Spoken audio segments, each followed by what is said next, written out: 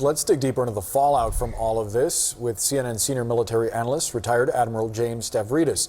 He's a former NATO Supreme Allied Commander and is now a partner at the Carlyle Group, a global investment firm. Admiral, great to see you in person. I heard you kind of chuckling at times when we were hearing this report. What's your reaction to this? You know, I think all of us have a tendency to chuckle when we hear something that is just British expression, alert here, gobsmacking. It's just an incredible breach of security. I really have never seen anything like it in my 4 decades in uniform, and I've operated at these very high levels. So what's supposed to happen is all of this should be taking place behind the deepest of classification systems generated across something called SIPRNet, which is a highly classified means of exchanging information. The idea of using signal and unclassified, albeit encrypted somewhat app, is just staggering. And I'll conclude by, think about this kind of from the inside out. This will drop in front of our troops, who are constantly told you've got to guard and protect classified information or you will go to Fort Leavenworth. This will drop in front of our allies, who are hearing not only disparaging comments from the vice president, who thought he was in a safe space, but he wasn't. Our allies will be highly discouraged and less likely to share intelligence with us in the future. And how about in Beijing and Moscow and Caracas, Venezuela? It's high fives. It's real insight into our process. I truly think this deserves a deep investigation, a lessons learned, and never to happen again.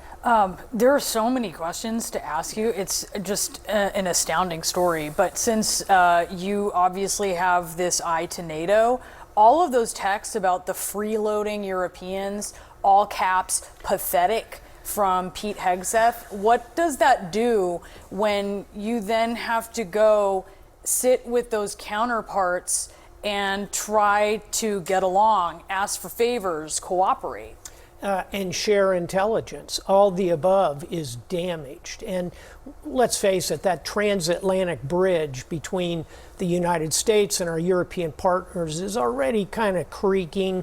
A lot of this is not going to be shocking to them to hear it, but to hear it so directly, so vividly, and in the middle of operational activity is deeply concerning. And final thought here, Jeff Goldberg, the editor of Atlantic, was very careful not to reveal a lot of the details.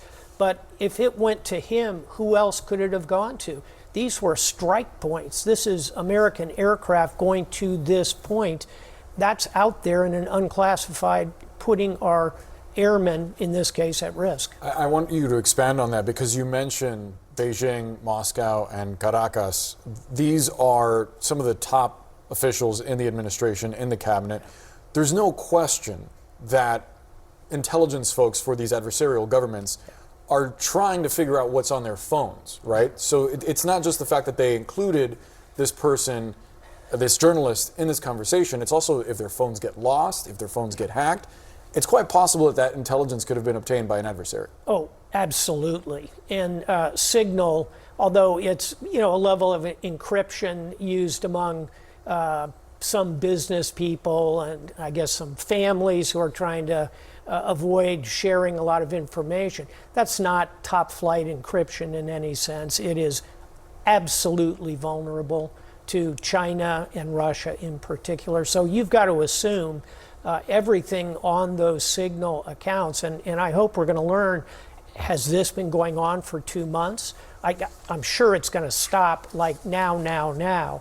But everything that has passed those Signal circuits over the last 2 months, we've got to consider that that is compromised. It's being read in Moscow. It's being read in Beijing, probably being shared with their partners and friends as well. I do want to turn to Ukraine, Russia, because I have a former NATO Supreme Allied Commander question for you.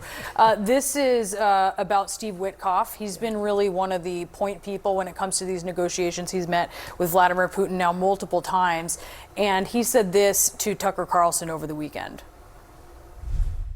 Well, first of all, I think the largest issue in that conflict are these so-called four regions: Donbass, Yes. Crimea, the names Lugansk, yeah. Lugansk, and there's two others. They're Russian-speaking.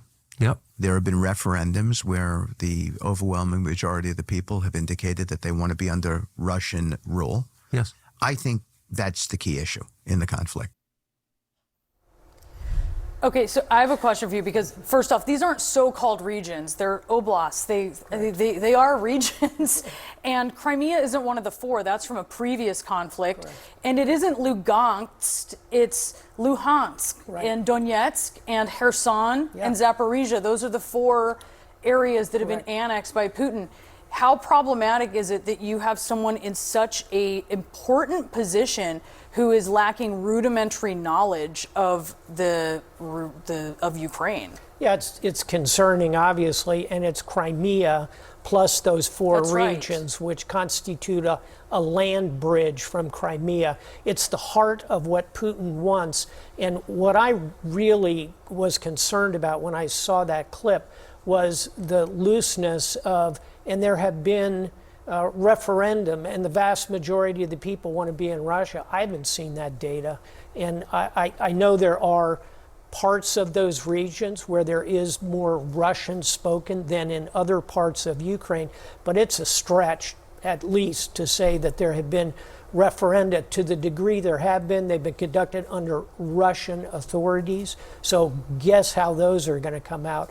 So as with everything with Russia and with Vladimir Putin, you have to take it with an enormous grain of salt. And I hope that Mr. Witkoff, who is indefatigable in moving all around the globe, moving these very important conversations, not just in Ukraine, he's also deeply involved in the Middle East. He's becoming kind of a part of the whole diplomatic apparatus of the United States. He needs a staff that can really get him informed so he has got the basics of what's going on. That's going to be crucial. Might need a map. And then while he tries to staff up there. Admiral, thanks so much for being with us. pleasure. Really appreciate it.